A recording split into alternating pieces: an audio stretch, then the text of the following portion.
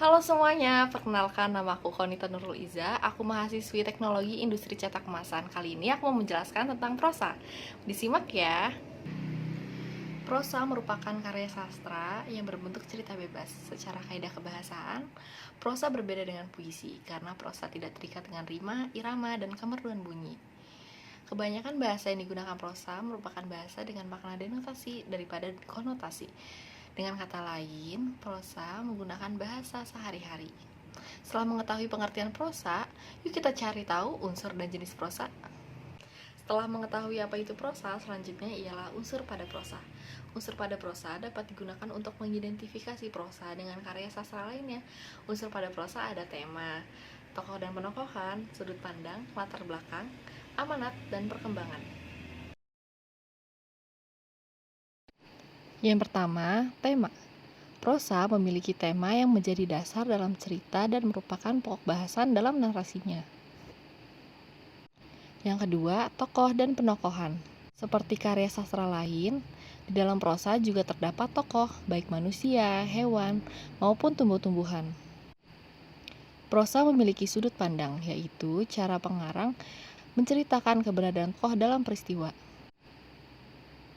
Di dalam prosa juga terdapat latar pada masing-masing kejadian, baik tempat, waktu, maupun suasana. Prosa juga mengalami suatu perkembangan karena dipengaruhi oleh perubahan yang ada di masyarakat. Dan yang terakhir, amanat. Sama seperti puisi, prosa pun memiliki amanat atau pesan yang dapat diambil dari cerita tersebut. Prosa secara umum dibagi menjadi 5, yaitu eksposisi, deskripsi, argumentasi, persuasi, dan narasi. Berikut ini deskripsi mengenai jenis-jenis prosa. Yang pertama, prosa eksposisi. Apa itu prosa eksposisi? Prosa jenis eksposisi memaparkan suatu ide sehingga pembaca bisa mendapatkan pengetahuan, tetapi tidak bertujuan agar pembaca mengikuti atau menyetujui paparan tersebut.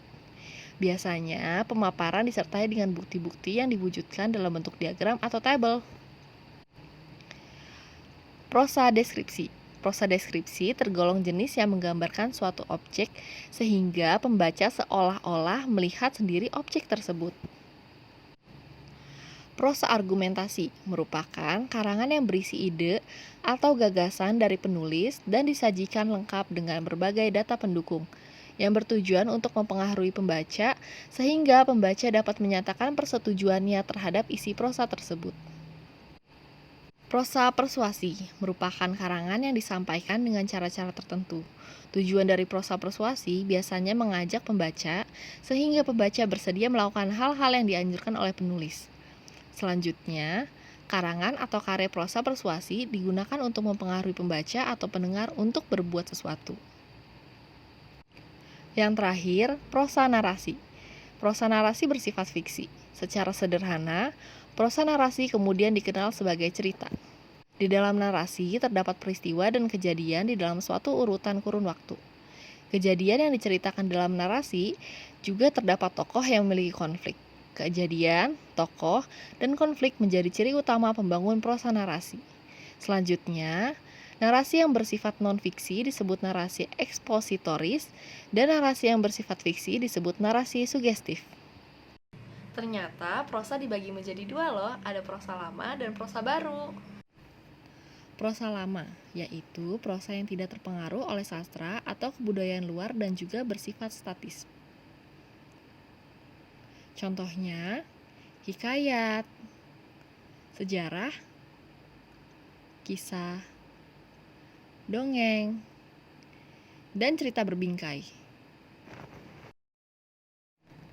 Sedangkan prosa baru yaitu prosa yang karangannya bebas tanpa terikat oleh aturan-aturan dan sudah terpengaruh oleh sastra barat atau asing. Macam-macam prosa baru diantaranya yaitu roman, cerpen, novel, riwayat, esai, artikel, kritik atau opini, resensi, dan biografi.